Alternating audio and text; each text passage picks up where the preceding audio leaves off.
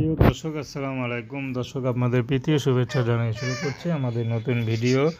তো দর্শক, আজকে আমরা এক অসহায় মেয়ের গল্প তুলে ধরব, যার নাম হচ্ছে সোনিয়া। সোনিয়ার বিয়ে ঠিক হয়, কিন্তু আবার বিয়েটা ভেঙে যায়, কারণ তার বাবা নেই, তার মা আছে। অভাবে সংসারে যে তাকে বিয়ে করতে আসে সেই অনেক টাকা যৌতুক চায়, তো তাদের দেওয়ার পক্ষে সম্ভব না। তো সোনিয়া একটু মোটা হলেও তার মন মানসিকতা অনেক ভালো, কারণ 5 ওয়াক্ত নামাজ পড়ে, সবসময় রোজা রাখে এবং পর্দা করে, কখনো পর্দা ছাড়ে না। তো সোনিয়া এখন ইউটিউবে এসেছে ভালো একজন মানুষের জন্য, যে তাকে ভালোবাসা দিবে, যে তাকে ছেড়ে কখনো যাবে না। তেমন একজন মানুষ পেলে সোনিয়া বিয়ে শাদী করবে।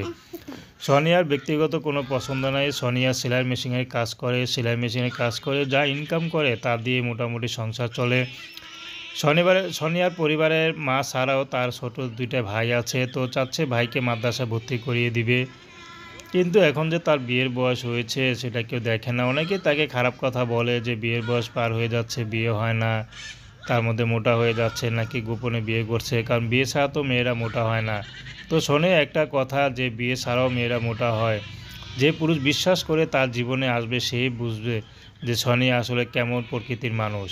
তো দর্শক, প্রেম ভালোবাসা, সাহায্য সহযোগিতা, বিয়ে শাদী করা একান্ত আপনাদের ব্যক্তিগত ব্যাপার। আসুন আমরা 5 ওয়াক্ত নামাজ পড়ি, সর্বদা দেশের সেবা করি। আসসালামু আলাইকুম ওয়া রাহমাতুল্লাহি ওয়া বারাকাতুহু।